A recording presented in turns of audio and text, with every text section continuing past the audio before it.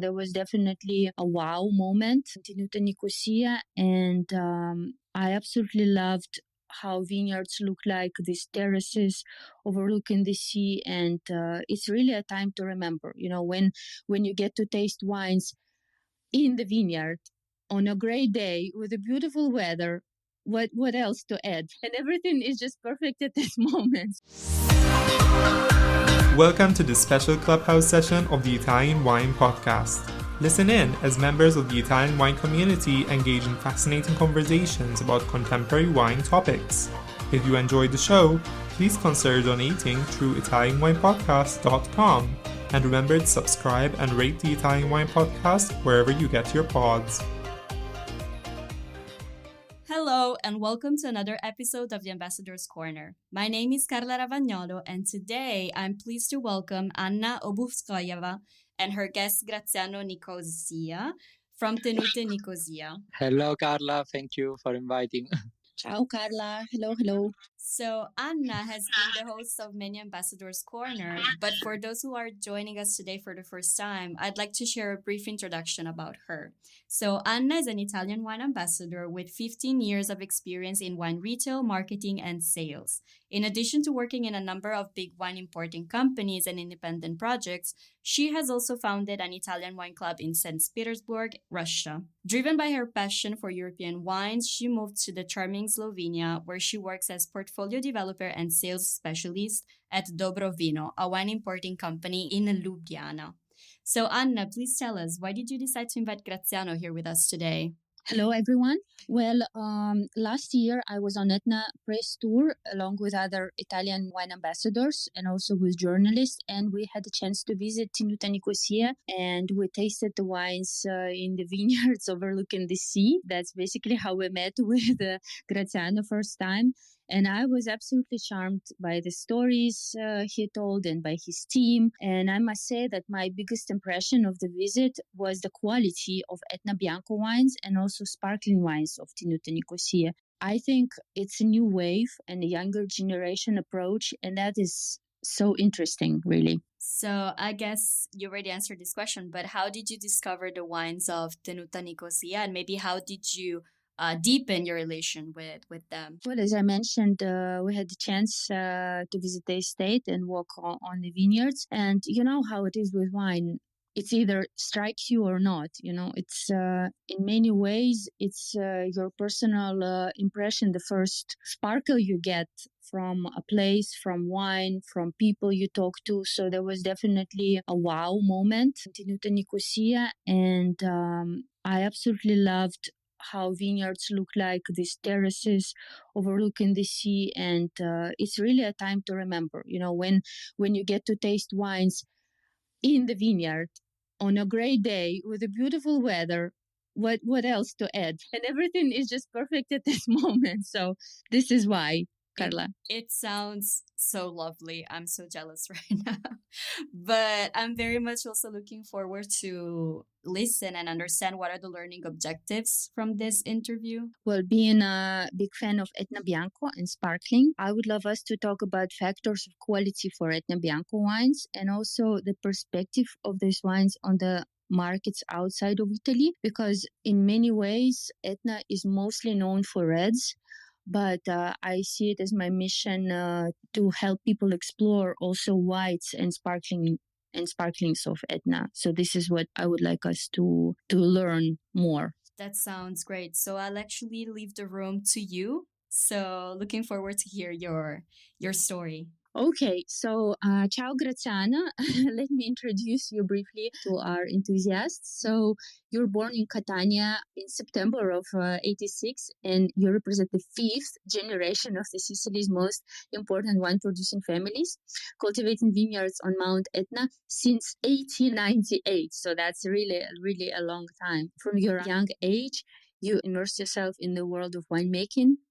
You witnessed the growth of the family business, and at 25 joined the company full-time, working closely with Father Carmelo and with older brother Francesco. It's really lovely to know that you were a former Boy Scout and also a DJ. What a combination. And you're married with 2 young children, Nicola and Andrea, and you love spending free time exploring natural beauty of Mount Etna. Graziano holds a degree in business administration from the University of Catania. Early in his career, he traveled extensively with the company's export managers, quickly realizing the immense global potential of Sicilian wine and Etna brand. And since 2018, Graziano is a member of the board of directors of the Etna Dog Consortium, initially serving as a vice president and now focusing on the development of Metodo Classico, which is traditional method sparkling wines.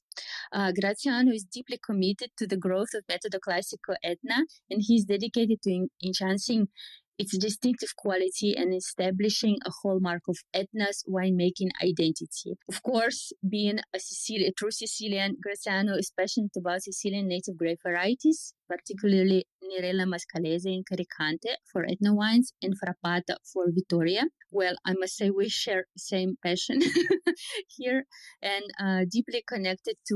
Graziano is deeply connected to homeland and cultivated a vision that combines the promotion of Sicily's indigenous grape varieties, also premier wine regions, and modern enological expertise. And Graziano is dedicated to receiving Sicily ancient winemaking tradition rooted in myth while promoting Sicily as a cradle of civilization and meeting point for diverse Mediterranean culture. Yoo-hoo!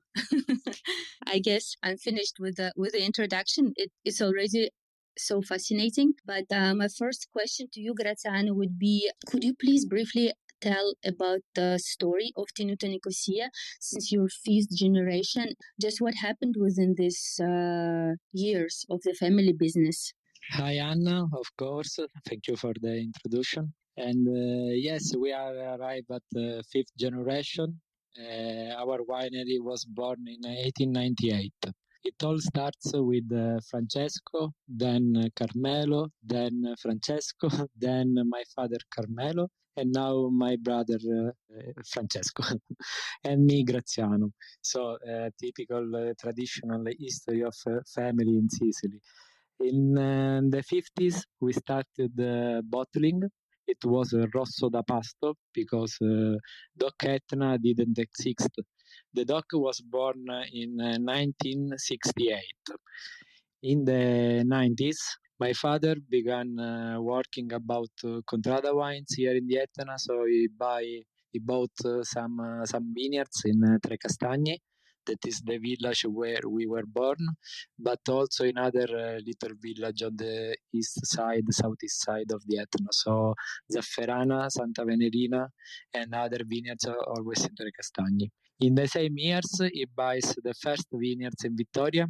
So from 25 years, we are also in the terroir of Vittoria, where we produce Cerasuolo di Vittoria Classico, so Nero d'Avola, Frappato, but also Syrah and Grillo and Insolia. And in 2020, we move also in another special place in Sicily, so to Noto, where we have 18 hectares of vineyards. We begin for now with Nero d'Avola. We just plant Moscato. So we will talk about Moscato in the future. And this is the 5th generation shortly. Well, that's so very interesting. Yeah, the new project sounds quite promising.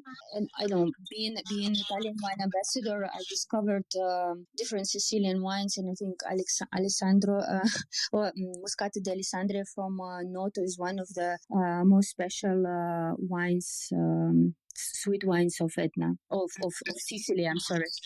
It's absolutely gorgeous, very gentle, has a very beautiful character. And what are your duties in the winery right now?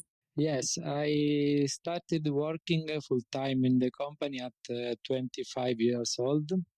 I'm now the CEO of the winery, and my duties are focused on marketing and sales. So I work on export market, but also in Italian market, and in everything we do in marketing. This is my focus. But as in every family wine, I'm in contact with every area business, from the wine tourism and everything that turn around the winery.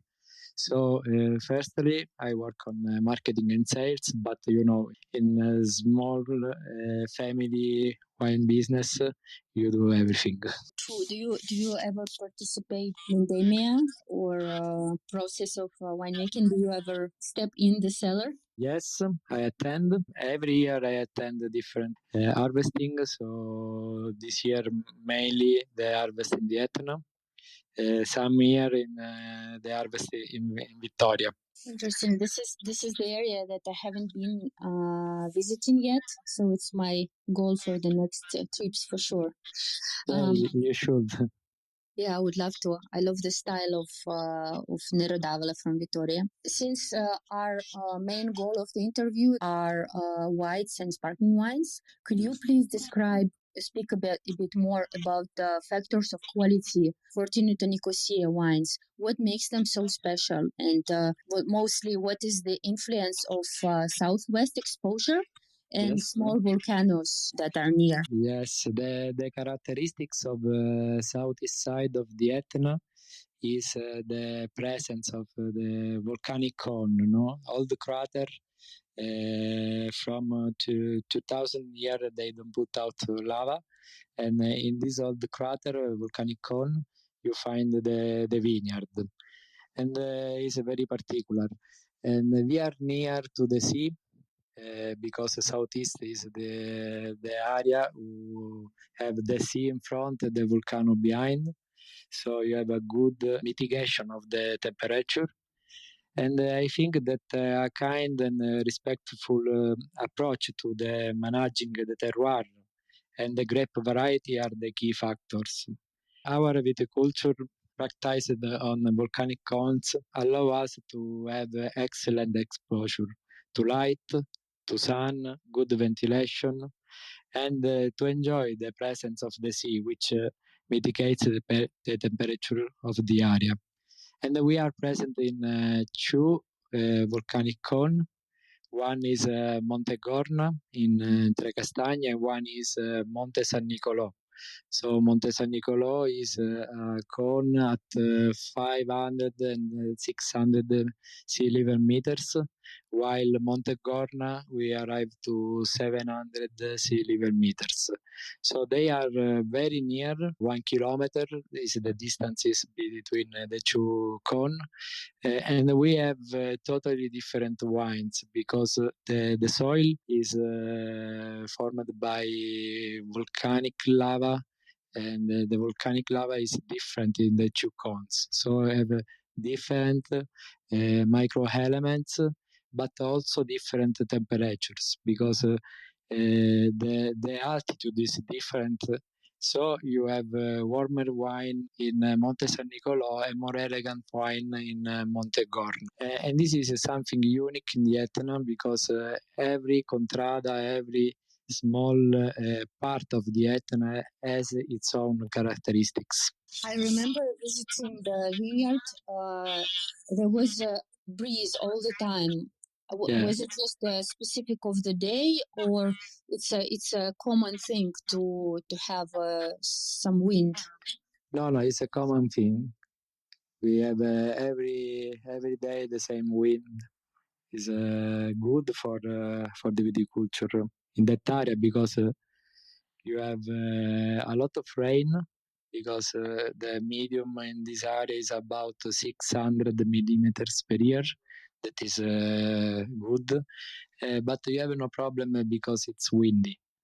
So it's perfect for our vineyards. And how old are the vines? I just remember that your vineyards are not vines are not the same age, but what are Yes. the oldest ones and what are the youngest ones? The youngest we have medium 25 years old plants.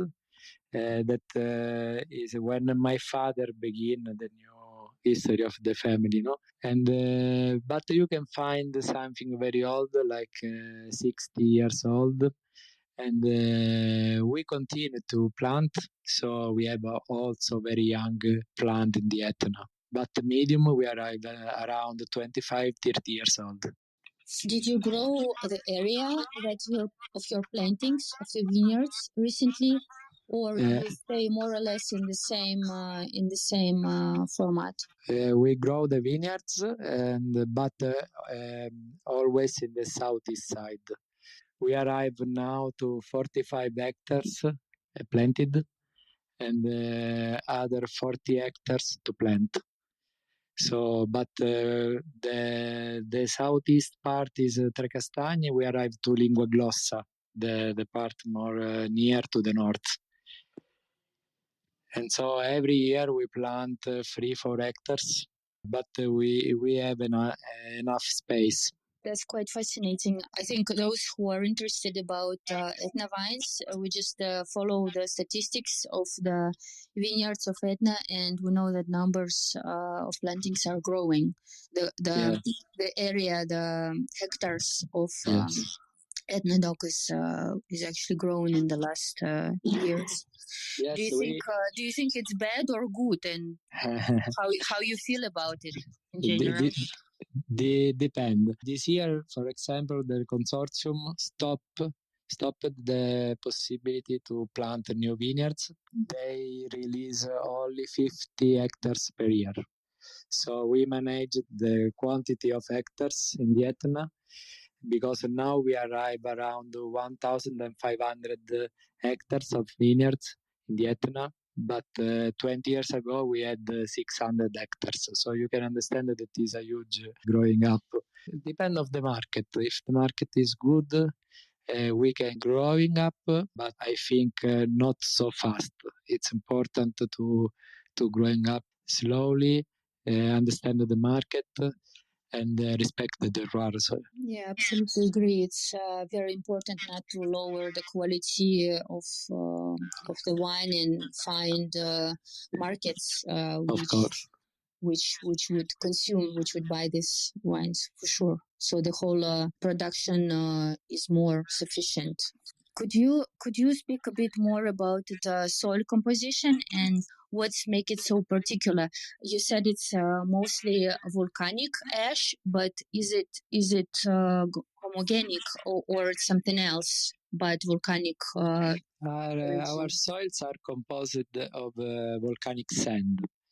That is rich in minerals such as iron, especially Montegorno, potassium, magnesium, and the minerals that you find in the vineyards often you find in the bottle. No, is if you drink Etna Rosso from Montegorno, you can taste the iron. No, the soil is also rich in black and red pumice, which are excellent for drainage and the accumulation of water reserves for the plant. So it's rich in pumice. Everything is by destroyed lava stones. No, that is the terroir. Yeah, that seems very interesting, and I guess because of the composition of volcanic sand, the vineyards are probably mostly manually maintained, right? Heavy technique cannot really approach these terraces then, or how you manage the picking up the grapes. Everything is made by hand, also because you have the terraces, sometimes very small terraces, and we have a good intensity of plants per hectares. We talk about also 6,000 plants per hectare, so you have no space to work with machine. In Etna, I can say that 90% of the work is made by hand. Yeah, definitely. This is what also influences the price of the wines. Also, yes, also. Yeah, You have also a small quantity of production. We can arrive with Etna DOC to 90 tons per hectare, but medium we arrive to 60 tons per hectare. So if you think other place where you can produce also 200 tons per hectare, so it's a very small production. And if you have old vines like 60 years old, you arrive to 30 tons per hectare that are more or less 3,000 bottles per hectare. It's very small. But I also have to add that even if you have this small production and everything is managed manually, then anyhow, Tenute Nicosia, to my point, has some of the best price and quality range for Etna Bianco. Being a wine importer, it's always my point of interest. What is the price? Because then it may fit certain category in the portfolio and certain customers and all in all.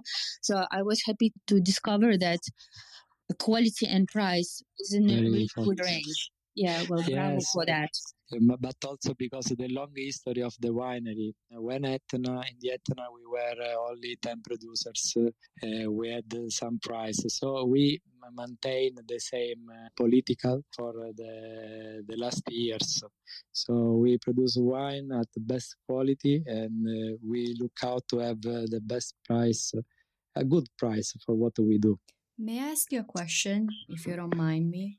Of course, climate change is a big topic. And also, when we think about Etna, altitude is one of the main factors that contribute to wine production. But may I ask you if climate change has been influencing your vine growing practices, or like, do you see any changes in Etna? Yes, Etna, we are very lucky because the altitude, as you say, is for us is important and we don't have a lot of climate change. Now I discovered that we have some problem with the new plant. When the plant is very young, we need to use water. As you know, in the Etna we have no irrigation because it's a good rainy.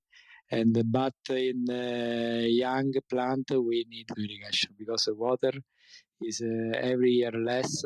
In the summer we have a lot of hot climate, so we need to give water to the young plant, not for the plant who arrive to 10 years.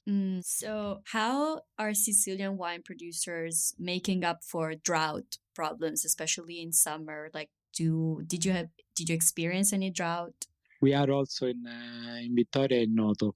As I said, there is more difficult than in the Etna. We are trying to do something different when we plant. For example, in the past, when you plant a vineyard, you look for the sun for much time possible.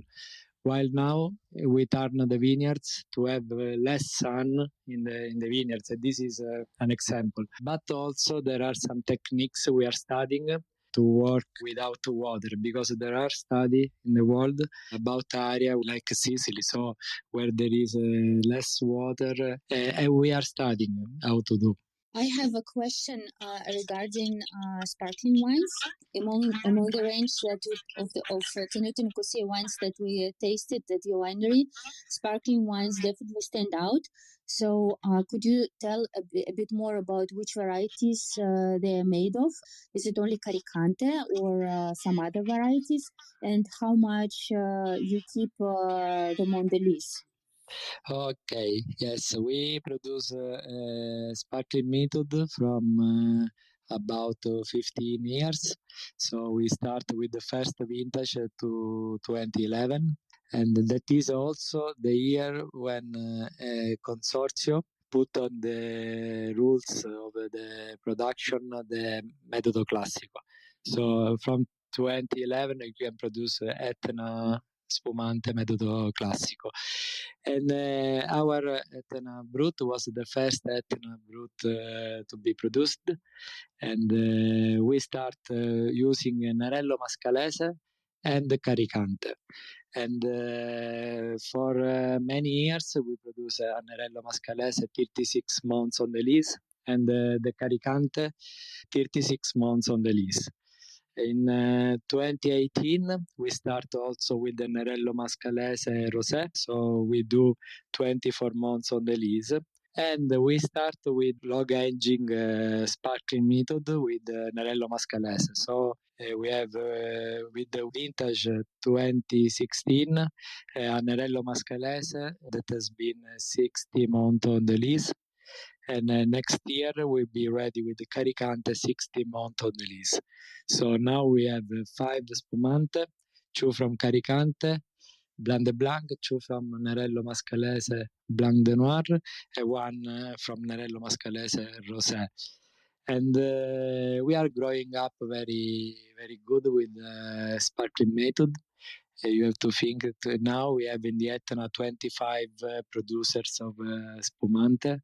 So we were 10 producers 10 years ago. So there is a interest in production of spumante metodo classico.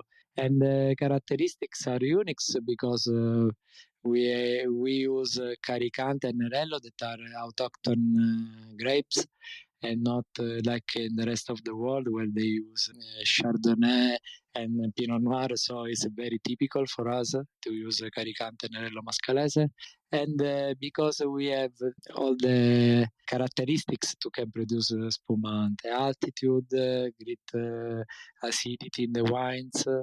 Yeah, it all sounds so interesting. I would love to taste it. If I have a chance, I would love to taste 60 months Nerello and Caricante. And the Caricante. Yeah. Yes, it's very different from the 36 months. We start with the 60 months in 2018 because it was the birthday of the winery, 120 years. So we produce only 800 bottles just for the birthday of the winery. But we like it, so we decided to produce, and now we have in our wines.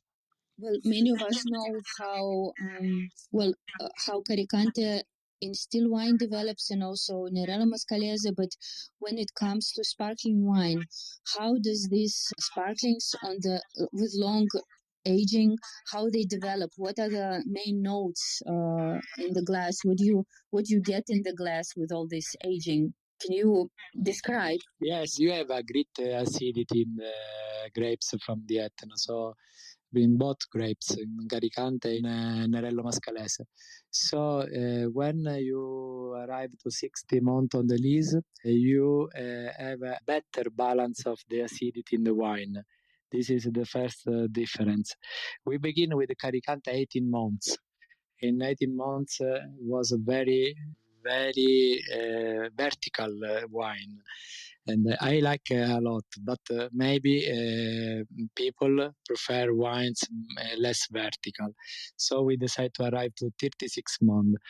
If you go to 60 months on the lease, you have more complexity in the wine, and you can feel dried fruit, pastisserie taste.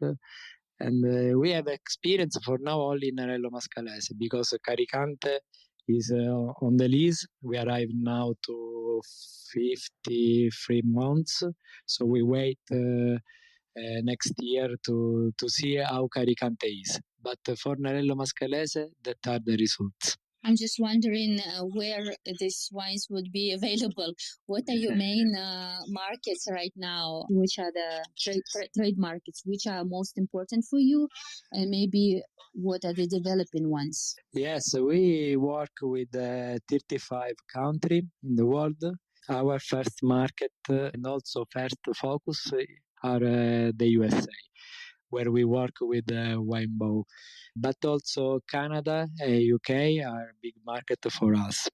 The markets on which we will work in the next few years are Southeast Asia and South America. They are growing up so fast, so are interesting for us.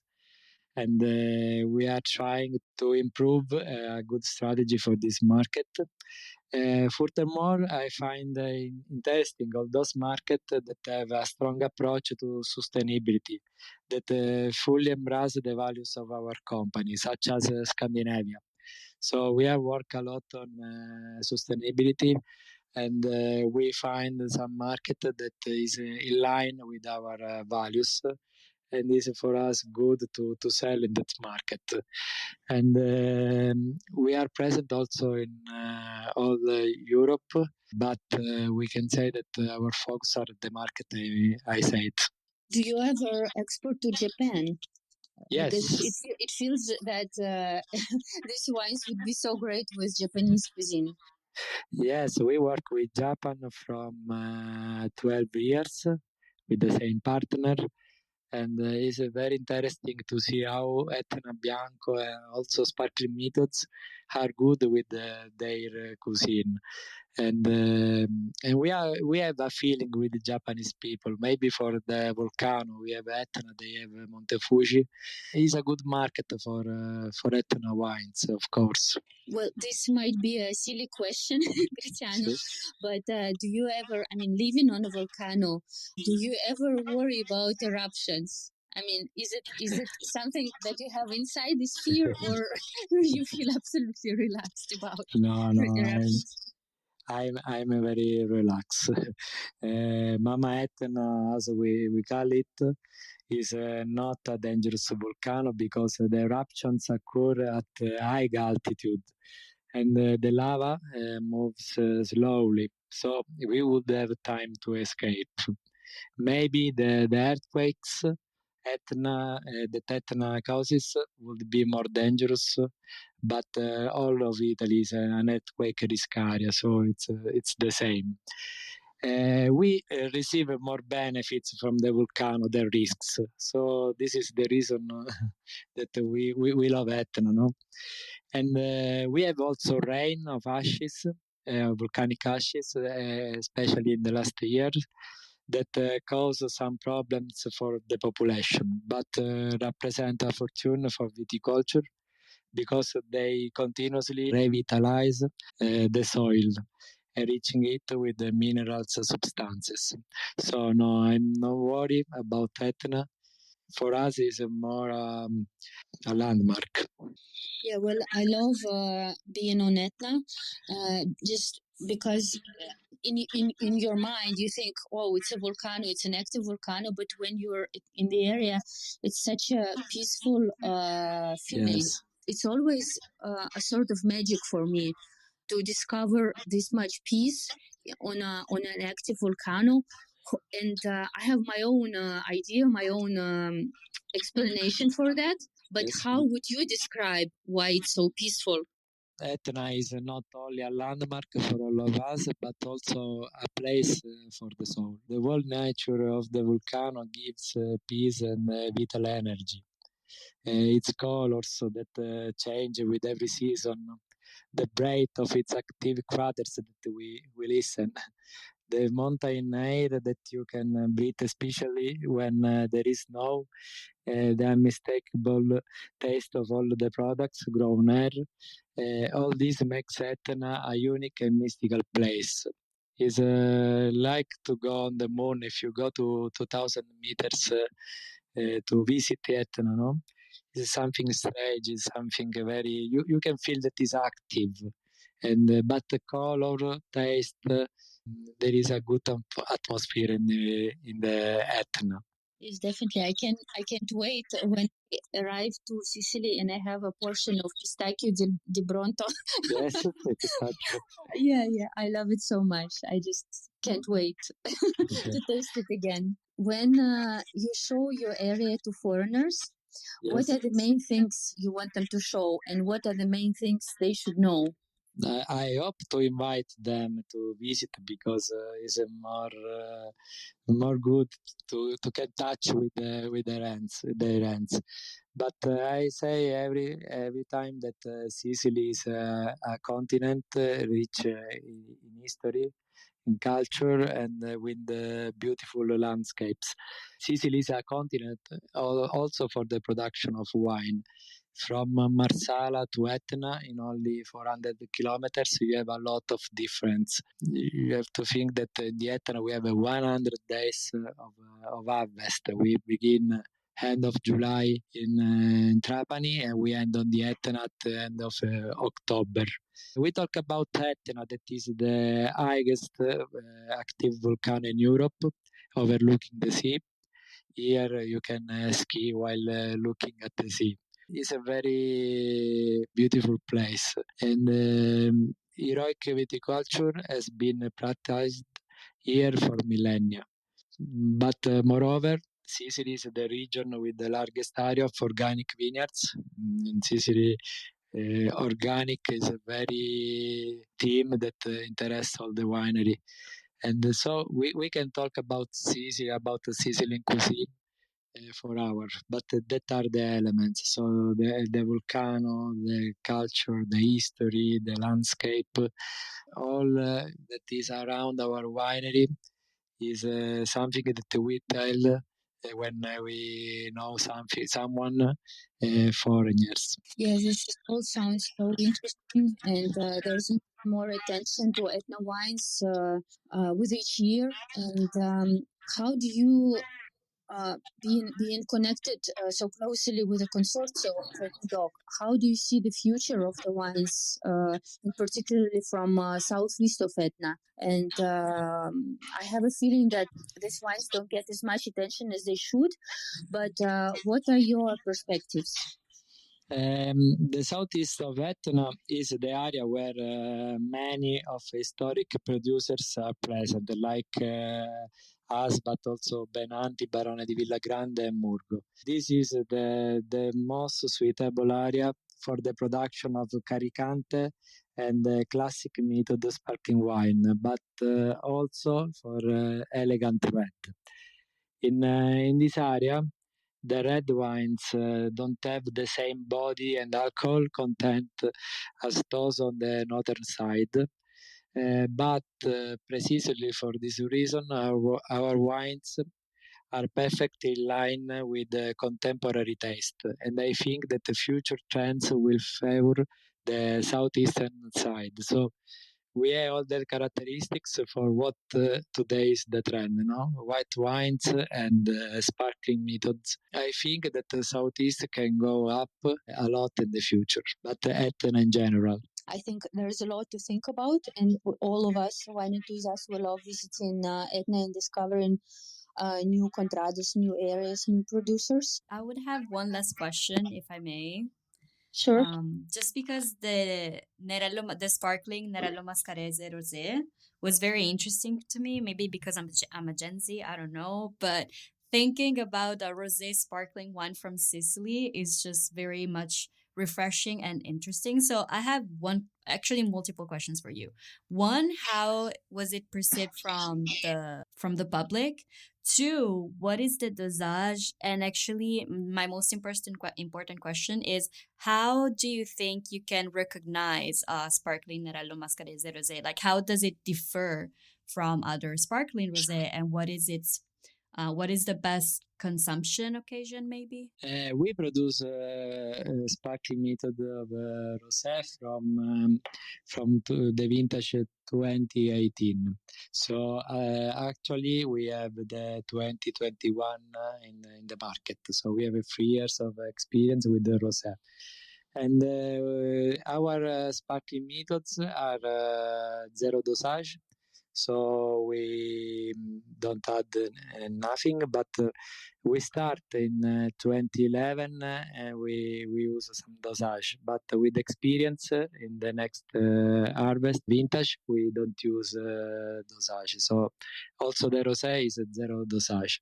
In Sicily it's easy to talk about spumante rosé and matching with food, because I think it's okay with for example mortadella, bread with mortadella, with also I try with pizza. Simply pizza for me is a perfect match. And just we are in Sicily also with fish like tuna tartare. So our wine maybe for aperitif, I suggest more the Caricante, that is more vertical, more elegant. But rosé from the Etna has a black soul because we use Nerello Mascalese, so has also a good body. So do you actually think, because now that you mentioned the pizza pairing, do you think that the secret to Etna wine success is also their versatility with food pairings?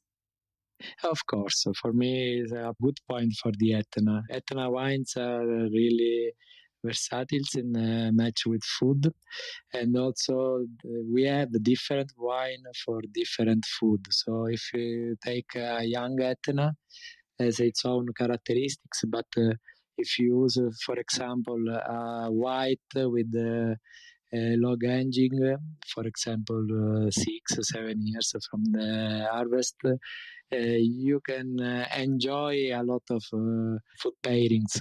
So not only fish, not only pizza, but all the world of cuisine. You can use Etna. You have to choose the correct one. That sounds lovely. This was a very interesting interview, Graziano. I think we covered so many different aspects of Etna Bianco and sparkling and terroir and why vineyards are so special. And yeah, thank you so much for this talk and hope to see you in Sicily. I hope to.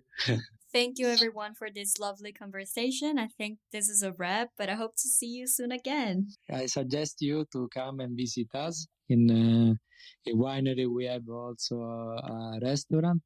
So if you are in Sicily, come and visit us. I'd love to. You'll see me there. It's a pleasure. Thank you. Have a great one. Bye-bye, everyone. Listen to the Italian Wine Podcast wherever you get your podcasts. We're on SoundCloud, Apple Podcasts, Spotify, Himalaya FM, and more. Don't forget to subscribe and rate the show. If you enjoy listening, please consider donating through ItalianWinePodcast.com. Any amount helps cover equipment, production, and publication costs. Until next time, cin cin.